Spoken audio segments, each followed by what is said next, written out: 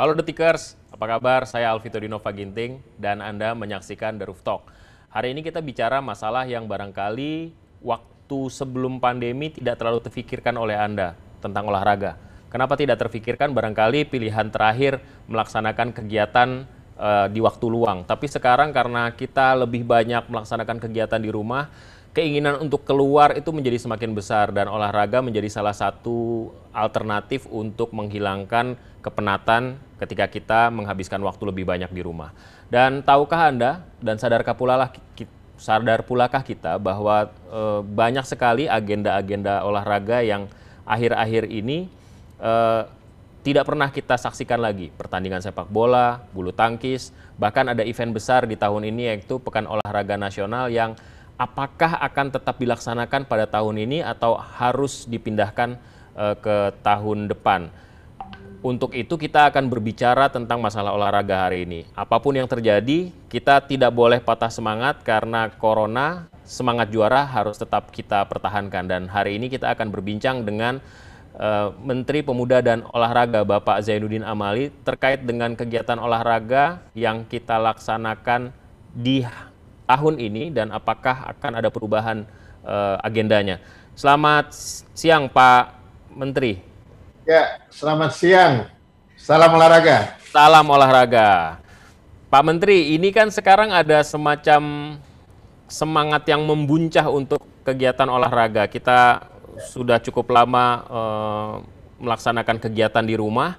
Kemudian beberapa waktu yang lalu CFD dibuat dan ketika itu juga orang bertebaran di jalan. Begitu juga kalau kita lihat di GBK banyak sekali orang yang beraktivitas di sana dan kabarnya sekarang ini orang memburu sepeda. Toko sepeda itu kewalahan melayani para pelanggan yang ingin membeli sepeda baru untuk beraktivitas. Nah, sampai sejauh ini menurut Pak Menteri ada nggak sih pengaruh COVID-19 di dunia olahraga kita? Sangat berpengaruh ya. Jadi paling tidak ada 3 kegiatan olahraga. Pertama adalah olahraga dalam bentuk latihan, kemudian kompetisi, turnamen, pertandingan, dan olahraga masyarakat. Yeah. Nah, begitu pandemi, olahraga latihan yang tadinya berada di pusat-pusat latihan ya, itu berhenti, baik yang pelatnas maupun pelatda. Kita ada pelatnas yang ditujukan untuk ke Olimpiade, dan pelatda untuk yang PON di berbagai provinsi itu berhenti. Semua mereka akhirnya harus latihan mandiri dari rumah dan dipandu secara virtual oleh pelatih masing-masing. Tetapi itu hanya cukup untuk menjaga kebugaran saja. Nah, yang kompetisi itu langsung berhenti. Yeah. Ada kompetisi profesional yang kita kenal, sepak bola ada Liga 1, Liga 2, stop. Basket ada IB, ada Proliga, stop. Ini semuanya stop.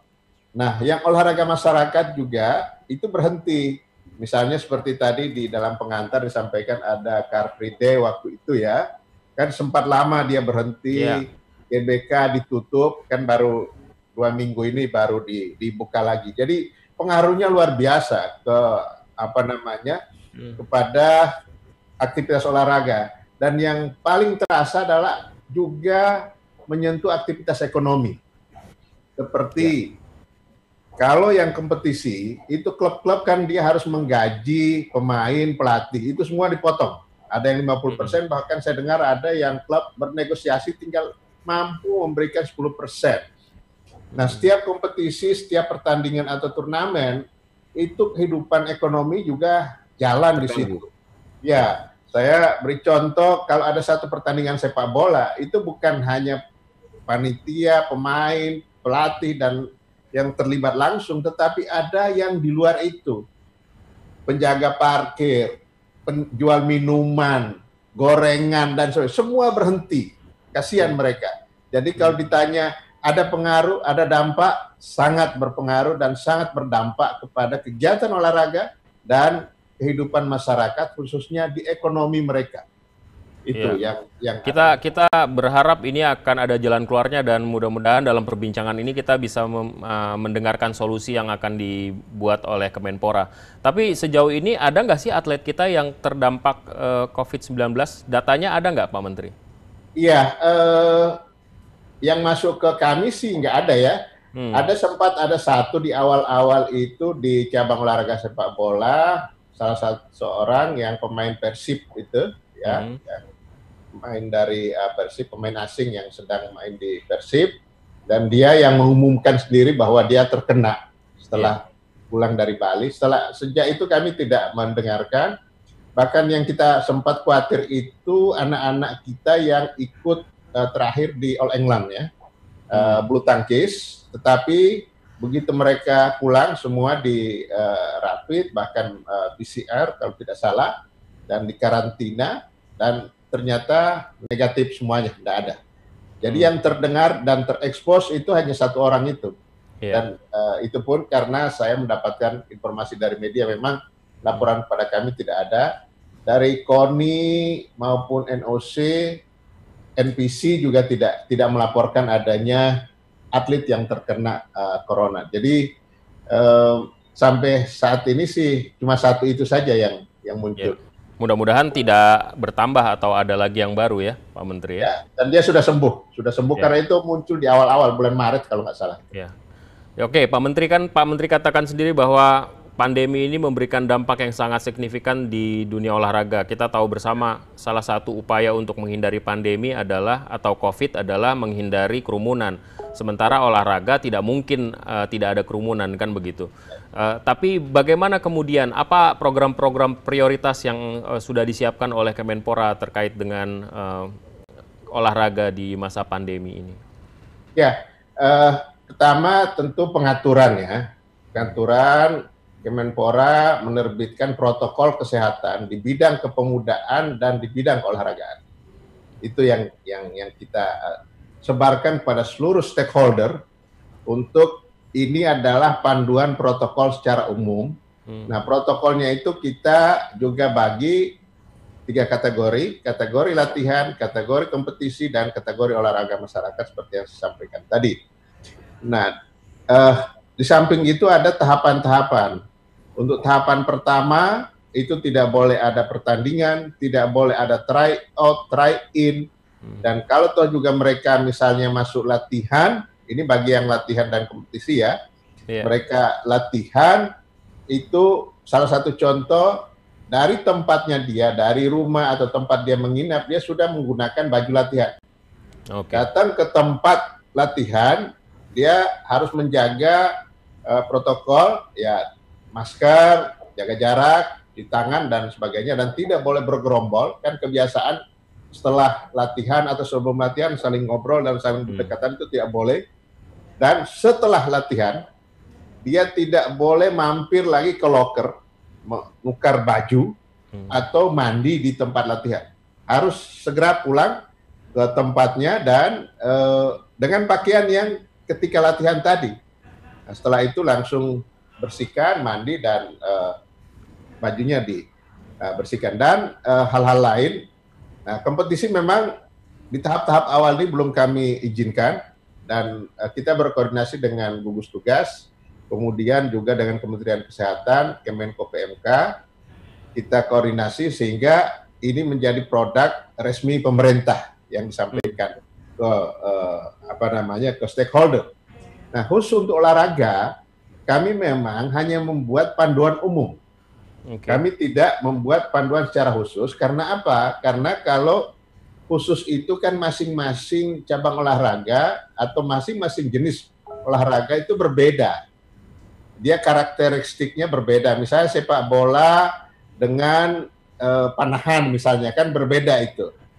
Karate dengan bulu tangkis berbeda. Jadi lebih spesifik, lebih teknisnya kami percayakan pada mereka. Nah, bagi yang ingin memulai, baik itu pemusatan latihan maupun untuk yang akan berkompetisi nanti, kalau tahapan sudah masuk di tahapan itu, kami minta perencanaan kegiatan.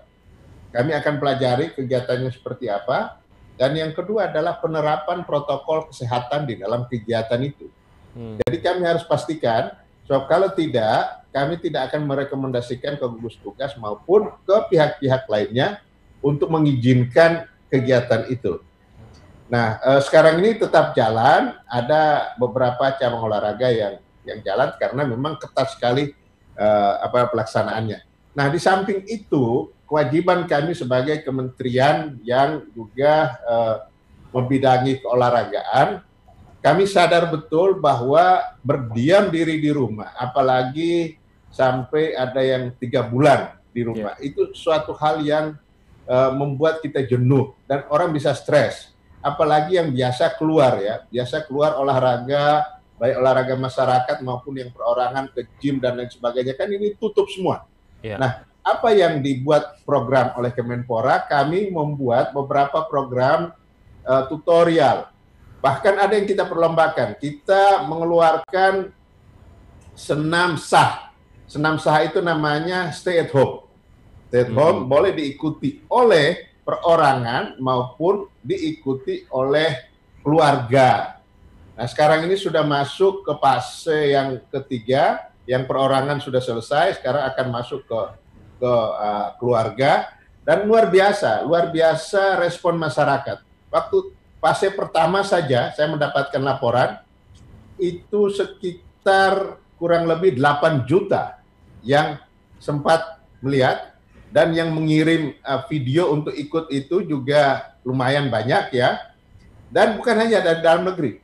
Masyarakat kita yang dari luar negeri itu mengirim video untuk ikut bertanding di dalam lomba itu, dan kita berikan hadiah. Nanti puncaknya tanggal 17 Agustus, perayaan hari ulang tahun. Ini di mana Pak Menteri?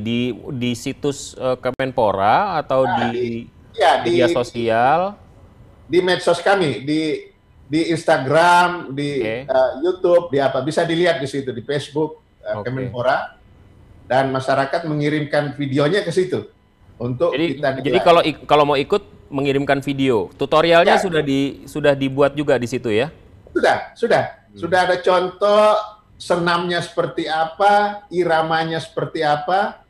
Nah, itu kita sampaikan ke masyarakat. Bahkan untuk yang manula pun juga ada. Untuk yang manula supaya dia tidak stres di rumah dan tetap harus bergerak, karena kita yakin salah satu cara untuk mencegah tertular virus ini adalah daya tahan tubuh kita, imun kita terhadap penyakit itu, maka kebugaran yang sangat penting. Di samping itu juga kita ada workout at home, itu WAH. Nah, seperti yang saya pakai ini namanya WAH. Itu singkatannya workout at home ya? Workout at home. Oke. Dan kalau menang bisa dapat hadiah? Ada, semuanya ada. Pokoknya semua yang kita perlombakan itu ada hadiahnya. Kalau yang tutorial biasa itu tidak ada. Panduan untuk latihan bola yang sederhana dan sebagainya, itu hanya tutorial. Ini berarti ini bagus nih buat masyarakat, terutama anak-anak muda. Jadi teman-teman Detikers nggak usah TikTok-kan, mendingan ikut WAH ini. Iya, WAH atau sah. Atau sah ini dapat hadiah gitu ya? Ya pasti. Jadi ya, karena kalau TikTok kan hanya nari dan kemudian ditonton orang saja. Kalau ini sudah ditonton orang, dapat hadiah lagi ya? Betul.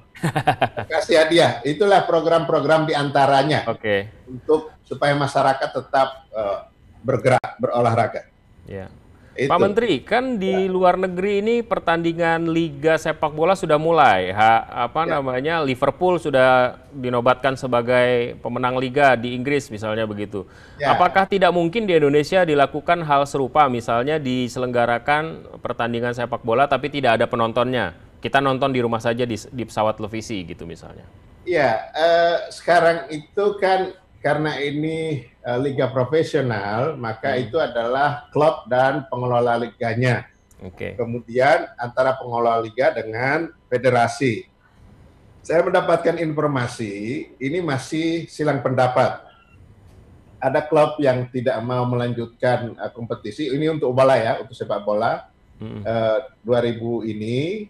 mereka minta untuk 2021, tetapi ada juga yang minta untuk tetap dilakukan kompetisi.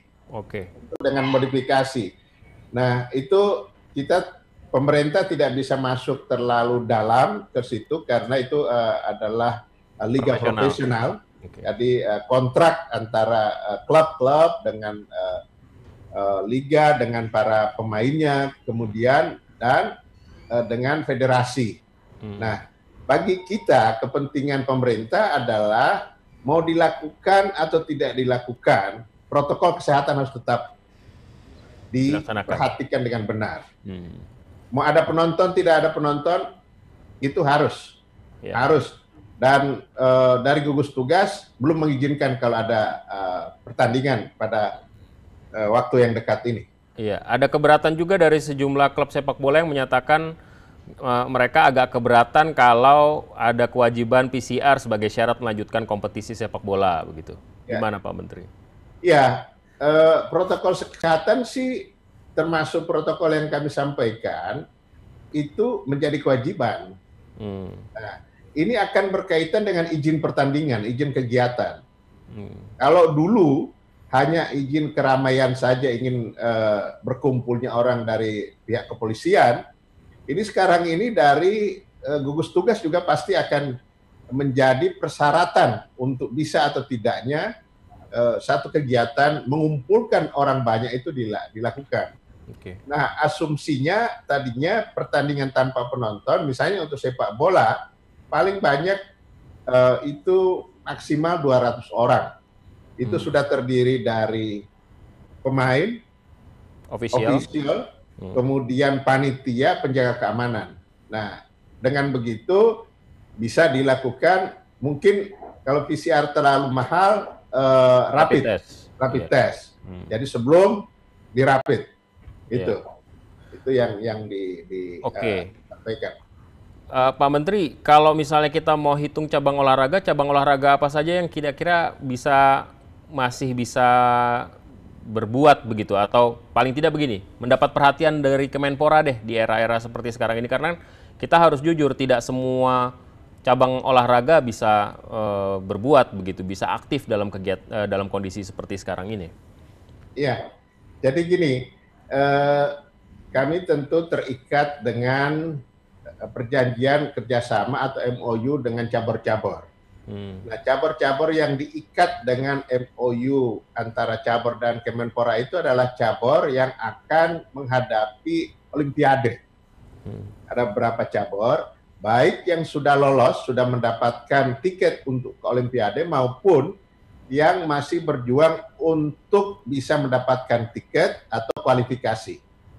Nah, itu kami berikan perhatian dan pemerintah membantu pembiayaannya baik sebelum COVID maupun sekarang ini pada saat COVID. Nah, ada 3 cabang olahraga yang pada saat ada pandemi ini tetap melakukan kegiatan, yakni bulu tangkis, pemusatan latihannya di Cipayung, kemudian angkat besi, pemusatan latihannya di Queenie, di Marinir yang dekat patung kuda itu, kemudian menembak di Senayan. Nah, 3 cabang olahraga ini sudah mendapatkan tiket. Bahkan mereka masih berusaha untuk menambah tiket lagi supaya keikutsertaan kontingen Indonesia lebih banyak lagi dari 3 cabang itu. Nah, di awal-awal pandemi mereka menyampaikan kepada kami, Pak Menteri, ini kalau kami berhenti sebulan saja, maka merecovery itu paling cepat 6-7 bulan, itu paling cepat. Bahkan ada yang 9 bulan dan setahun, tergantung kondisinya. Oleh karena itu, kami kalau diizinkan tidak berhenti dalam pelatnas, tetapi protokol kami patuhi. Oke, saya minta perencanaannya, kemudian bagaimana penerapan protokol kesehatan. Ternyata mereka bisa. Contoh bulu tangkis yang di Cipayung. Itu sebelum masuk mereka semua diperiksa, minimal di rapid ya, ada juga yang PCR, dan di karantina di dalam sebelum memulai itu, dan sampai hari ini mereka tidak pernah keluar. Dan yang ada di dalam yang di dalam tidak boleh keluar, yang di luar tidak boleh ke dalam. Termasuk keluarganya yang nengok dan sebagainya tidak boleh.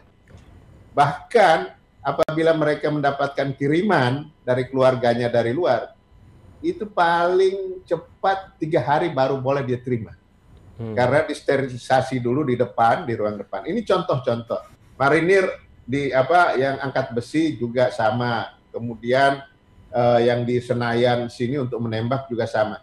Nah, dengan demikian program latihannya tetap bisa mereka lakukan, tetapi protokol kesehatan dipatuhi dengan benar. Nah, untuk itu kami izinkan. Nah, cabang-cabang olahraga apa saja, ya semua yang akan menuju ke Olimpiade. Tetapi yang berani menyampaikan itu baru 3. Yang lain masih kami tunggu. Kemarin bahkan ada yang mau mulai kompetisi, melanjutkan, dan kita antarkan itu ke gugus tugas, kita fasilitasi. Jadi kalau ditanya cabang olahraga apa aja, nah semua yang akan menuju Olimpiade, yang lain belum kami berikan izin. Oke, tapi kan begini, Pak Menteri katakan sendiri bahwa akan ada kekhawatiran. Kalau mereka berhenti kan ada masalah kemudian untuk mengejar prestasi kan, Pak Menteri. Kalau misalnya baru 4 cabang olahraga saja yang bergerak, yang lain bagaimana? Apakah kita perlu khawatir dengan potensi perolehan prestasi mereka di masa yang akan datang? Gitu? Ya, kami tidak bisa memaksakan karena itu tergantung dari cabur masing-masing. Bagaimana melihat situasi dan kondisi yang ada di dalam. Persyaratan kami sederhana yang saya sampaikan tadi, ajukan perencanaan pelaksanaan kegiatan dan penerapan, yang kedua adalah penerapan protokol kesehatan. Kalau itu terpenuhi, silakan. Nah, saya tidak tahu apakah yang belum mengajukan itu kepada kami khawatir dengan penerapan protokol kesehatan tidak bisa jalan, atau mereka sudah cukup dengan latihan mandiri dan dipandu secara virtual oleh para pelatih. Tetapi itu tidak mungkin, apalagi yang olahraga butuh kerjasama. Kan tidak mungkin secara virtual melatih kerjasama tim, kan? Iya. Main basket nggak bisa virtual ya? Betul.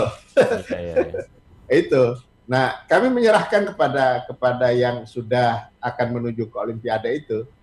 Berenang waktu itu sudah menyampaikan mau minta izin, tapi sampai hari ini kami tunggu juga suratnya belum masuk. Tentu kami tidak bisa terlalu agresif memaksa-maksa mereka. Kalau ada apa-apa kan akhirnya kami juga harus tanggung jawab. Betul. Ya. Tapi harus diakui pandemi ini akan mempengaruhi potensi prestasi ya Pak Menteri ya? Ya, pasti. Dan itu bukan hanya kita. Oke. Karena negara lain juga pasti akan terpengaruh prestasinya. Jadi kita terpengaruh pasti negara-negara yang 215 negara yang terkena pandemi yang sekarang sedang berjuang itu juga pasti akan kena. Ini kemampuan kita berkreasi dan menyiasati bagaimana supaya kita cepat merecovery beberapa bulan yang sempat hilang dan tertinggal untuk latihan itu. Kalau dari sisi budget, dari sisi anggaran gimana? Apakah kemudian masih juga fokus di penanggulangan COVID atau sudah mulai didistribusikan untuk kemajuan olahraga, Pak Menteri? Oh iya, jadi kalau untuk pembiayaan kan melalui APBN. Pembiayaan melalui APBN itu memang sudah tersedia sebelum masa COVID. Nah, kami kemarin terkena realokasi dan refocusing, yakni pemotongan anggaran. Tetapi untuk yang sudah kita alokasikan untuk persiapan ke Olimpiade itu tidak terkena apa-apa. Nah, tinggal kita MOU dengan para cabur dengan ketentuan yang ketat tentunya, proposalnya seperti apa, kita pasti akan bantu. Oke. Walaupun mereka ini kan baru 4 cabang olahraga, yang lain kan belum latihan kan ya? Apakah itu juga prasyarat untuk mendapatkan budget harus? Ada yang kami sudah misalnya tinju. Tinju itu sudah MOU. Dengan kami, tetapi karena itu ada di NTT sana, jadi urusannya dengan pemerintah daerah untuk bagaimana izinnya. Saya dengar sih tetap latihan juga mereka. Yang 3 cabang tadi yang saya sebutkan itu yang menyampaikan kepada kami. Kalau yang lain memberikan informasi, tetap melakukan latihan. Ada beberapa yang kita sudah MOU juga di luar yang itu. Ya, Pak Menteri, ini kan ada beberapa agenda besar yang kita hadapi harusnya di tahun ini dan tahun depan. Tahun ini harusnya ada Pekan Olahraga Nasional. Bagaimana perkembangannya dan bagaimana kita menyiapkan untuk tahun depan? Ada Olimpiade, ada SEA Games, ada kemudian Piala Dunia Sepak Bola U20 yang tuan rumahnya Indonesia. Bagaimana Pak Menteri? Ya, semua akhirnya kita harus geser ke tahun 2021. Olimpiade yang tadinya Juli Agustus tahun ini terpaksa mundur ke 2021. PON yang Oktober tahun ini mundur ke tahun 2021. Nah, memang ini waktunya sangat berdekatan, berhimpitan, tetapi ya kita harus kreatif menyiasati itu dan kita mempersiapkan. Misalnya PON itu kenapa akhirnya harus dimundurkan? Pertama, pertimbangannya adalah begitu ada pandemi, pengerjaan tentang venue yang masih tersisa ya. Infrastruktur ya.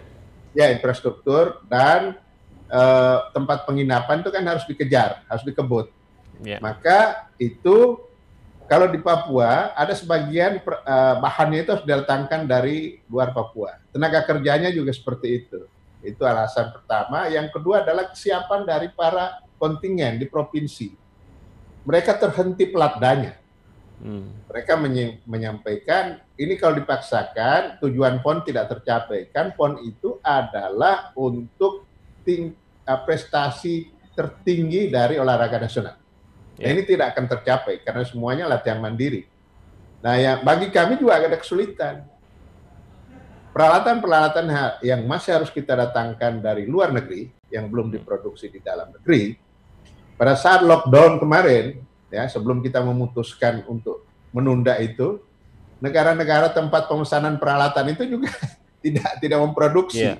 Dan kalau ada pengirimannya susah, kemudian kontraknya dengan kurs yang terjadi beberapa yang lalu, itu anggarannya tekor banyak kita.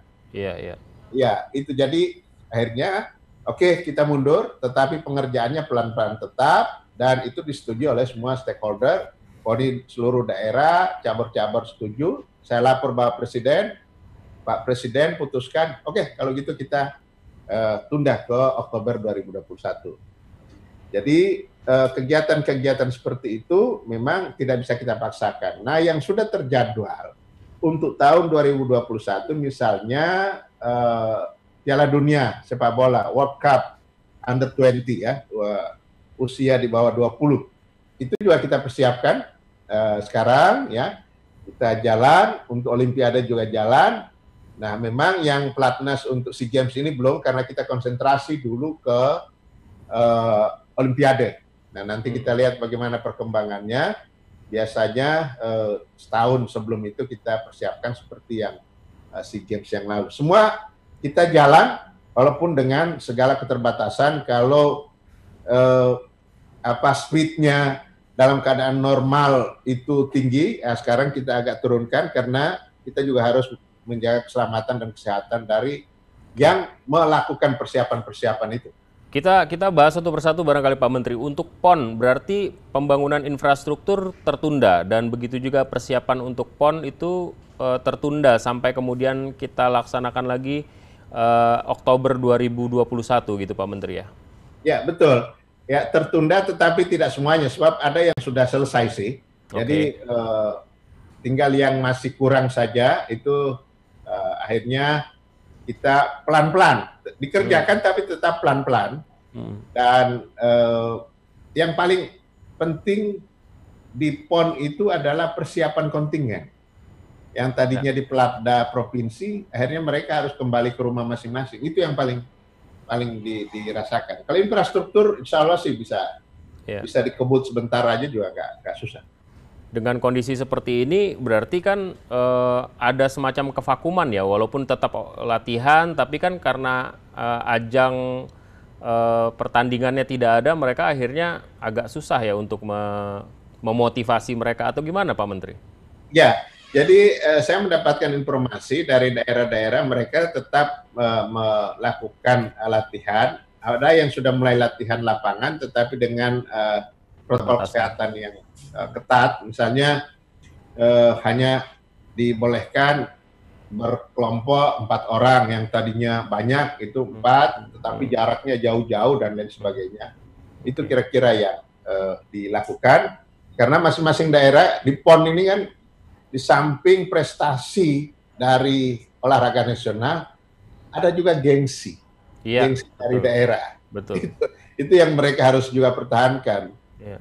Memang sekarang daerah-daerah konsentrasi untuk mengatasi pandemi ini, tetapi mereka juga tetap harus berpikir untuk prestasi olahraga dari daerahnya masing-masing.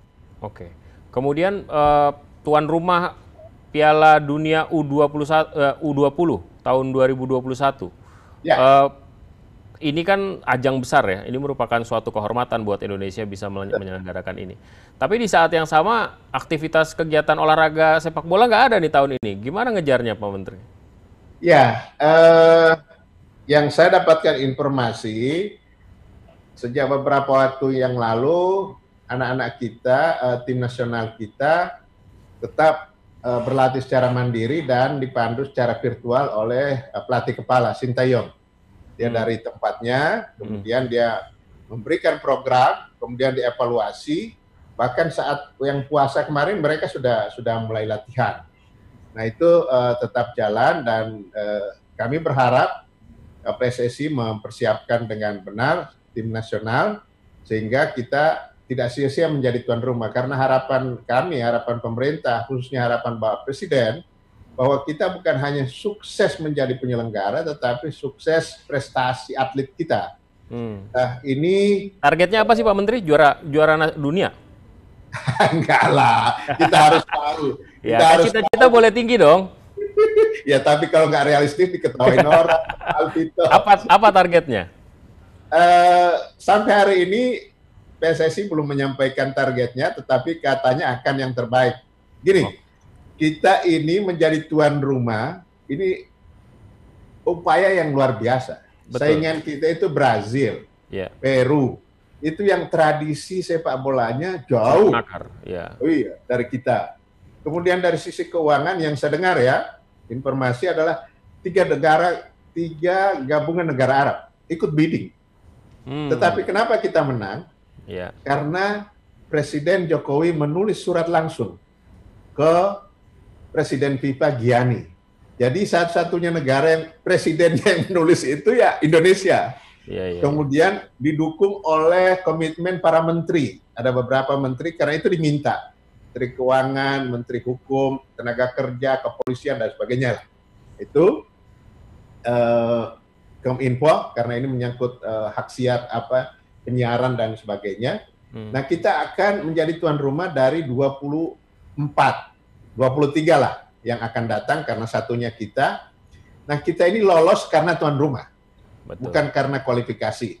Nah, ini harus dimanfaatkan betul. Menurut saya belum tentu 10-15 tahun yang akan datang kita menjadi negara penyelenggara. Nah, ini yang pertama di Asia Tenggara. Jadi kita harus manfaatkan dengan benar, maka Bapak Presiden memberi arahan kepada saya untuk dipersiapkan dengan sebaik-baiknya. Anak-anak timnas kita mau latihan di mana saja, berapa lama, tolong difasilitasi. Itu perintah Pak Presiden dan kami siap.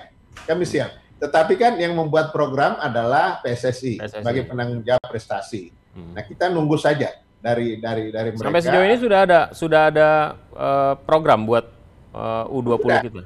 Ya, sudah ada. Sekarang kita sedang dalam rangka review proposal pembiayaan. Karena ini sebagaimana kita ketahui ini kan dibiayai oleh APBN.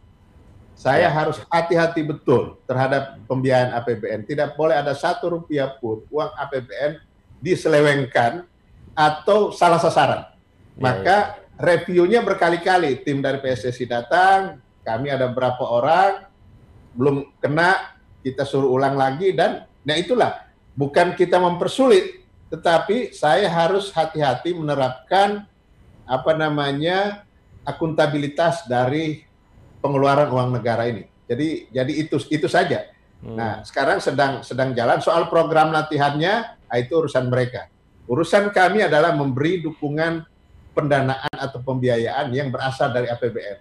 Saya tidak mau itu membuat kecelakaan lagi di Kemenpora dengan adanya pengeluaran APBN yang tidak terkontrol dan kita tidak bisa menghasilkan apa-apa. Oke.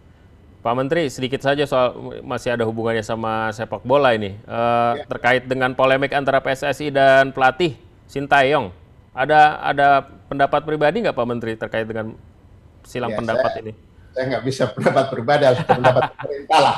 Ya, oke. Pendapat pemerintah bagaimana? Ya, pemerintah tentu tidak bisa masuk terlalu dalam karena FIFA ada statuta, PSSI ada statuta. Kita trauma.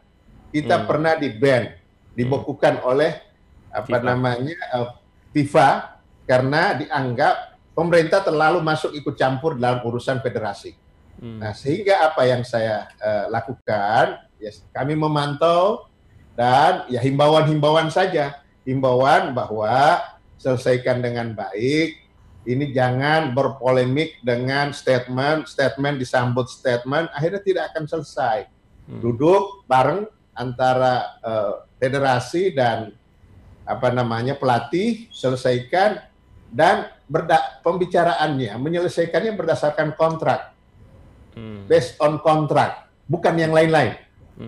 Nah, kan itu aja. Kalau itu bisa, tetapi saya kira selama ini kan masih antara perorangan ya, polemiknya masih antara perorangan, belum institusi karena PSSI secara institusi juga belum menyampaikan, dan bahkan terakhir saya dengar dari PLT Sekjen Pak Yunus Nusi menyampaikan nggak ada masalah apa-apa katanya, dan tidak ada hal yang perlu dikhawatirkan. Itu berarti kan itu statement resmi institusi. Berarti yang rame hanya media ya berarti ya? Iya, perorangan. Media tidak mungkin menulis memberitakan kalau tidak ada statement. Ya, makanya itu saya bilang sudahlah, tahan diri saja. Selesaikan baik-baik, duduk, atau kan sekarang kalau nggak bisa duduk satu meja, bisa virtual, dan pembicaraannya based on kontrak. Kan yang berkontrak PSSI, bukan pemerintah, jadi susah kita nggak bisa masuk.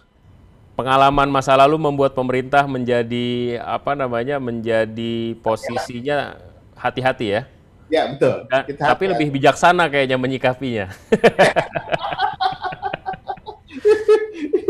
Oke, itu kita bicara tentang U20 dengan kondisi kita juga menghadapi Olimpiade. Ya, oke. Olimpiade ini kita belum bisa pastikan berapa nomor yang bisa kita ikuti karena sebelum COVID itu tadinya masih ada kualifikasi, kecuali yang sudah dapat tiketnya seperti bulu tangkis, angkat besi, kemudian ada panahan, ada menembak. Tetapi target kita lebih dari itu yang bisa ikut. Itu yang ikut ya. Kita belum mentargetkan soal medali. Setelah kita tahu berapa yang lolos, baru saya akan rapat lagi dengan NOC dan para cabur. Saya mau tanya, ini sudah dibiayai oleh pemerintah, saya mau tahu ini target Anda gimana? Apakah ada perubahan atau tidak? Karena waktu menyampaikan proposal sebelum MOU itu kan kita mintakan target juga. Tetapi kita harus maklumi juga dengan kejadian pandemi ini pasti ini berubah. Nah, sekarang kami belum undang lagi para cabur dan kita belum bicara karena kualifikasi belum selesai. Kalau sudah selesai kualifikasi, kita bisa tahu kita bisa ikut di berapa cabang dan berapa nomor pertandingan. Jadi kalau ditanya hari ini berapa yang akan ikut, saya tidak bisa jawab karena kualifikasinya masih jalan. Kualifikasi tidak terhenti ya Pak Menteri ya? Dengan kondisi pandemi seperti sekarang ini? Justru terhenti. Nah, kita tunggu lagi tunggu lagi mulai. Karena ada yang berpandangan, terutama yang sudah lolos, sudah kualifikasi nggak usah diadakan lagi, stop di yang sudah lolos saja. Tapi kan nggak fair dong. Yang dirugikan kita banyak. Bahkan kualifikasi di tingkat Asia pun nggak bisa dijalankan seperti untuk panjat tebing, itu nggak bisa dijalankan. Nah, rugi kita. Padahal kita punya potensi emas di sana ya. Ya betul, kita juara dunia kok di situ. Ya. Berarti ini masih menunggu ya. Apakah mungkin juga Olimpiade akan mundur? Itu nggak tahu. Kalau yang menentukan kan IOC. Kalau IOC melihat bahwa pada saat nanti Jepang juga belum terlalu aman untuk COVID, bisa jadi seperti sekarang ini. Karena ini terus atau mundur lagi, itu tergantung situasi di tuan rumah. Sama dengan nanti kita U20 ini, itu juga penilaian dari FIFA, apakah terus atau tidak, Indonesia aman atau tidak juga itu sangat menentukan. Oke, kalau misalnya Olimpiade sudah siap, berarti SEA Games sebenarnya sudah siap juga berarti ya? Karena itu kan rangkaian ya? Ya, harusnya begitu karena selisihnya cuma berapa bulan ya. Jadi kesiapan kita di Olimpiade, tinggal kita tambah, kan ada juga cabang-cabang olahraga yang potensial kita bisa mendapatkan medali di SEA Games, tapi di Olimpiade tidak dipertandingkan. Misalnya WUSU. WUSU itu kan kita di SEA Games bagus, pencak silat bagus, tapi Olimpiadenya nggak ada. Jadi tinggal ya kita tambah-tambah aja. Pak Menteri, selain itu juga ada MotoGP di Mandalika kan? Betul, Mandalika. Kapan itu? 2021. 2021 juga. Itu persiapannya gimana? Sudah confirm kita akan jalan atau karena ini juga sejarah juga buat kita di Indonesia ini kan kalau misalnya MotoGP benar-benar bisa terselenggara di NTB. Betul. Informasi yang saya dapatkan kan ini MotoGP ini kan langsung pengelola internasionalnya Dorna Internasional ya berkomunikasi dengan pengelola Mandalika ya. Pengelola Mandalika ini adalah yang juga sama dengan yang mengelola Nusa Dua di Bali, ITDC, masing-masing itu. Nah, sampai hari ini informasinya masih jalan, persiapan infrastruktur, bahkan terakhir itu Pak Menko Investasi juga meninjau karena itu di bawah koordinasi beliau, karena itu di kawasan ekonomi ya di sana khusus di Mandalika NTB. Nah, kita berharap tidak ada halangan, bahkan saya dengar Dorna akan memperpanjang yang tadinya cuma berapa tahun akan ditambah lagi durasi untuk diberikan Indonesia. Karena apa? Sekali lagi ini informasi yang saya dapatkan, menurut informasi bahwa kalau ini jadi, ini adalah sirkuit terindah di dunia. Jadi, amin. Sampingannya. Karena dia mengelilingi pulau, pulau, laut atau apa gitu loh. Saya tidak bisa memperbandingkan, tetapi itu. Nah, sehingga Dorna berkeinginan untuk menambah lagi yang kalau nggak salah dari 5 tahun ke berapa gitu loh. Ditambah berapa tahun lagi. Nah, sementara laporannya sih masih on schedule ya, masih bisa dilakukan, tetapi tergantung apakah kalau dari infrastruktur mudah-mudahan kita bisa, karena itu kan wilayahnya kita di bawah otoritas kita, itu tidak begitu sulit. Yang memang yang akan menentukan itu adalah dibolehkan atau tidaknya oleh Dorna Internasional. Itu yang masih kita akan tunggu. Dan kita berharap akan muncul pembalap MotoGP dari Indonesia ya, sama seperti U20. Kalau misalnya bertanding nggak ada timnasnya kan nggak seru juga gitu kita nontonnya ya. Iya, pokoknya kita menjadi tuan rumah ini harus dimanfaatkan dengan benar. Baik untuk sepak bola maupun untuk MotoGP dan basket tahun 2023. Kita menjadi tuan rumah kejuaraan basket dunia, FIBA. Itu. Pak Menteri, kita bahas tadi panjang juga ya. Agenda olahraga yang dipunya Kemenpora ada nggak ininya? Ada nggak slide-nya biar kita bisa lihat barangkali? Nah, ini dia. Karena saya khawatir juga itu padat sekali 2021 sepertinya agendanya. Nah, Januari sampai Maret sampai April nggak ada kegiatan ya? Nggak ada kegiatan. Tadinya PON itu kita tawarkan ke Maret. Karena April ini kita sudah puasa ya. Iya. April kita puasa sehingga kami kosongkan Maret. Cuman daerah-daerah agak keberatan karena APBD itu baru mulai di situ sehingga tidak bisa mengcover persiapannya. Ya sudah, kita mengalah, kita ikuti itu, kita lihat mana yang masih mungkin ya di Oktober. Oktober ya setahun lah penundaannya. Nah mulai April itu kita sudah ada ASEAN Indoor and Martial Arts bela diri ya. Itu kemudian masuk Piala Dunia, terus ada ASEAN School Games, ada Olimpiade dan Paralimpik, ada Islamic Solidarity Games karena ini kita ikut terus. Ada Haornas. Nah Haornas ini kenapa kita agendakan? Karena saya mau setiap Haornas itu ada hal yang monumental. Nah, satu hal yang menjadi kekurangan kita adalah sport science. Sekarang ini pembinaan olahraga kita tidak diikuti oleh sport science. Nah, maka Haornas ini saya kampanye besar-besaran untuk sport science bahwa kalau mau berprestasi olahraga, cabang olahraga apapun, itu harus diikutkan unsur sport science di situ. Maka kita akan bikin, kemudian ada World Beach Games, olahraga pantai, tetapi ini masih belum ada ininya, kepastiannya bisa mundur lagi.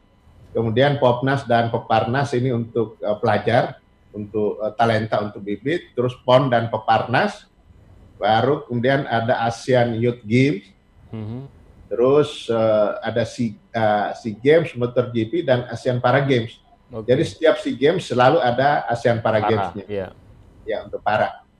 Tapi ya, ini berdekatan semua nih Pak Menteri. Mei Juni ada agenda besar, kemudian Juli Agustus agenda besar lagi, kemudian Oktober PON, Novembernya SEA Games. Terus ada di November juga MotoGP. Ini bisa napas nggak Menteri Pemuda dan Olahraga nih 2021 ini? Mohon doanya. Mudah-mudahan bisa lah. Bisa. Ini agenda ambisius atau masih bisa bergeser nih? Mundur lagi. Ini agenda yang memang kita harus ikuti. Memang kita harus ikuti, nggak bisa nggak gitu loh. Ini belum masuk yang lain-lain ya. Lain-lain yang dilakukan oleh, misalnya bulu tangkis itu kan agendanya banyak. Banyak, betul. Sepak bola juga banyak. Ini saya tidak masukkan karena itu tidak menjadi tanggung jawab kita penuh. Ini yang saya sampaikan adalah yang menjadi tanggung jawab dari pemerintah harus di sini. Nah, mudah-mudahan mohon doanya kepada para pembaca dan pemirsa Detik untuk supaya kita bisa melaksanakan dengan baik pelaksanaannya maupun prestasi. Dan begitu saya jadi menteri, Pak Alvito, saya tambahkan sukses administrasi. Jadi penyelenggaraan sudah oke, prestasi sudah oke, tapi kemudian terjadi bolong-bolong di administrasi, itu bisa menjadi temuan BPK. Dan itu di situ ada potensi korupsi dan berbagai hal yang akhirnya menyusahkan saya juga. Itu. Pak Menteri, ini sekali lagi nih saya agak kagum sih ngelihat agenda ini. Mudah-mudahan bisa berjalan semua ini ya. Mohon doanya, mohon doa dan dukungan Detikcom, itu yang paling penting. Siap. Kita kembali lagi ke Pak Menteri. Ini slide-nya mungkin sudah bisa kita doakan saja, mudah-mudahan slide yang panjang dan rapat itu bisa dilaksanakan oleh seorang Bapak Zainuddin Amali sebagai penanggung jawab, begitu ya. Amin. Pak Menteri, ini kan kita tadi udah menyerempet-nyerempet soal administrasi nih. Kan ini kan jadi sorotan nih, setelah Menteri berganti semuanya berkumis, gitu kan? Ada masalah dari sisi administrasi dan kemudian terseret ke KPK. Menteri yang kali ini tidak berkumis, dan mudah-mudahan korupsi tidak ada di Kemenpora. Apa langkah yang bisa dilakukan? Karena kan kita pernah dengar juga itu, Wakil Ketua Satlak Prima, Taufik Hidayat, mengatakan bahwa, wah itu semuanya itu di situ Sarang tikus. Sarang tikus di situ. Mau sarang tikus dan siapapun menterinya nggak akan bisa selesai, kan gitu ya, makanya. Ya, oke. Saya sampaikan kepada teman-teman itu adalah kritik buat kita dan tidak boleh emosional menanggapi itu. Ya itulah adanya Kemenpora, distigmakan dan dipersepsikan, dan memang kenyataannya ya faktanya ada. Ya, faktanya ada. Nah, saya sampaikan bahwa kita harus buktikan dengan komitmen dan kinerja. Tanpa itu, mau kita bantah seperti apapun, persepsi itu sudah terbentuk. Nah, karena itu maka di dalam 5 program prioritas saya, program prioritas pertama adalah pembenahan tata kelola. Pembenahan tata kelola karena ini sangat penting. Sebagus apapun program yang kita lakukan, tetapi kalau tata kelolanya tidak baik, maka kita tetap akan menemui masalah. Nah ini, jadi program pertama, sejak begitu saya jadi menteri, program prioritas ada 5. Nah yang kaitan dengan pertanyaan Pak Alvito tadi adalah, saya tempatkan di nomor 1, perbaikan tata kelola kelembagaan, kompetensi ASN, penyederhanaan regulasi, penyesuaian birokrasi, dan peningkatan kecepatan pelayanan publik. Itu komitmen. Jadi bukan membangun olahraga dulu ya, bukan membangun anak pemuda dulu, yang diperbaiki internal dulu ya? Iya, karena kan yang menjadi sorotan itu dan dianggap menjadi kelemahan kementerian ini kan di situ, soal tata kelola. Betul. Kalau tata kelolanya baik, maka yang nomor 2, nomor 3, 4, dan 5 itu akan jadi baik. Tetapi sebaik apapun nomor 2, nomor 3, dan 4, dan 5, kalau yang nomor 1 itu jelek, pasti hasilnya akan jelek dan bermasalah dan akan menimbulkan masalah hukum. Itu makanya saya sampaikan kepada teman-teman, ini 5 program prioritas saya, dan saya minta semua harus ikut di dalam ini. Slide-nya. Nah, apa yang kami sudah lakukan, itu komitmen ya, yang tadi 5 program prioritas. Apa yang saya sudah lakukan? Pertama adalah membuat semuanya akuntabel dan transparan. Tadi kita bicara tentang bantuan kepada cabur. Anggaran, ya. Ya, anggaran. Di situ sering ada kejadian-kejadian yang sebagaimana yang sempat tersiar kabar itu. Ya, ada kickback dan lain sebagainya. Yes, betul. Jadi kalau yang berunding hanya 2 orang, 1 orang dari cabur dan 1 orang dari kementerian, maka itu bisa jadi. Bisa jadi ada negosiasi dan lain sebagainya. Sekarang saya tidak. Yang datang dari cabur harus beberapa orang, dari kami minimal ada 5 orang tim. 5 orang tim yang membahas, mereview proposal yang disampaikan, dan tidak ada satupun cabur yang hanya sekali direview kemudian langsung diokekan. Tidak. Sebelumnya biasa praktek seperti itu ya, satu orang bicara berdua, selesai di situ. Begitu kira-kira. Ya, artinya makanya saya tidak mau melihat ke belakang, tapi ke belakang itu menjadi pelajaran buat kita, ke depannya kita perbaiki. Nah, itu salah satunya adalah transparansi pembahasan. Setelah terjadi kesepakatan, proposal yang disetujui, dan selama ini berapa yang diminta, belum tentu itu yang kita setujui, kita sesuaikan, dan harus ada justifikasi yang kuat terhadap permintaan itu. Pada saat MOU itu saya lakukan terbuka di depan publik, di depan teman-teman media. Di depan media kita umumkan bahwa cabur ini dibantu oleh pemerintah sekian dan kita berikan bertahap. Kita akan evaluasi dan dia harus bertanggungjawabkan dulu apa yang kita sudah berikan. Kalau tidak, yang lainnya kita tidak berikan lagi. Transparan, akuntabel, semua bisa tahu berapa. Teman-teman media bisa tahu cabur ini kita jumlahnya bantu berapa. Cabur, ya, itu. 1. Yang kedua, di internal kami adalah penataan birokrasi. Alhamdulillah beberapa saat saya di sini ada peningkatan nilai reformasi birokrasi. Waktu saya masuk itu 60, kemarin ada dari Kementerian Pan-RB memberikan, ya ada kenaikan sedikit lah, 65 nilainya. Target saya harus 80, Pak Alvito. Selama saya menjadi menteri ini, reformasi birokrasi naik harus 80, naik. Nah, ada yang menarik lagi adalah kepatuhan terhadap LHKPN. Laporan. Waktu saya masuk baru 30%. Dan saya tanya, dulunya bagaimana? Ya paling 50%. Sekarang saya paksa dan ternyata bisa 100%. Diumumkan oleh KPK, Kemenpora, termasuk instansi yang LHKPN, dari yang wajib ya, kalau yang nggak wajib kan tidak saya kejar-kejar. Itu saya kejar-kejar, Pak Alvito. Untuk bisa 100%. Nah, satu hal yang juga membuktikan ada perubahan, ada reformasi yang kita lakukan tentang laporan keuangan kita. Kita tinggal menunggu beberapa hari mendatang, mudah-mudahan baik. Karena selama ini kita belum pernah WTP ya. Ya, nah, saya berdoa, mohon dukungannya, mudah-mudahan baik, tetapi saya berpikir apa yang kami lakukan, apa yang diminta, kami penuhi sesuai dengan aturan-aturan dari pemeriksa dari BPK itu, dan kepada semua saya ajak bersama-sama kalau ada masalah kita ungkapkan. Ada hal yang sederhana sebenarnya ini. Ini sederhana saja, tetapi mungkin lucu ya. Kalau kan masuk ke kantor kami itu, di lobi itu ada kursi, ada sofa di kiri kanan.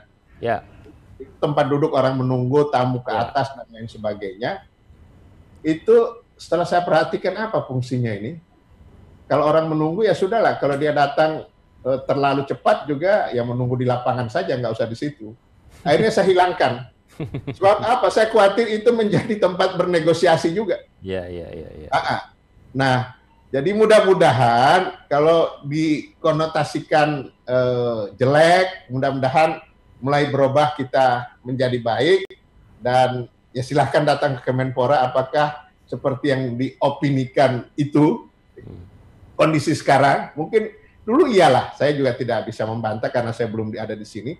Tapi sekarang komitmen saya kita harus perbaiki karena kita mengelola uang negara walaupun tidak sebesar kementerian-kementerian yang lain. Saya pesankan kepada teman-teman, tidak boleh ada penyimpangan, tidak ada boleh penyelewengan, karena ini kita harus bertanggung jawab kepada rakyat, kepada masyarakat. Dan apa yang Pak Menteri pesankan kepada jajaran di bawah? Karena kalau misalnya saya kemudian jump to conclusion, karena ini kan sudah ada faktanya. Kalau diketatkan kan resah juga tuh, yang biasanya melakukan hal-hal yang diinginkan kemudian akhirnya dibatalkan oleh seorang menteri baru dengan ketegasan-ketegasan. Itu gimana caranya ngomong ke mereka? Ya, saya sampaikan begini. Saya mungkin datang dan ada limitasi waktu di kantor ini. Tetapi Anda sebagai ASN akan ada di situ terus. Sudah duluan dari saya, dan mungkin setelah saya tidak ada di kantor ini, Anda tetap ada di sini. Kantor ini adalah rumah Anda. Anda harus bangga menjadi bagian dari Kemenpora. Nah, kalau Kemenpora ini image-nya jelek terus, maka kita juga akan malu. Mengaku sebagai karyawan Kemenpora itu juga sembunyi-sembunyi. Saya minta untuk kita bangga sebagai pegawai Kemenpora dengan komitmen dan kinerja kita. Nah, ayo kita rame-rame. Saya dengan teman-teman ya sebagai teman lah. Sekarang ini kita tiap pagi ada senam pagi jam 7. Ya alhamdulillah sebisa mungkin saya yang mimpin, saya ada di depan.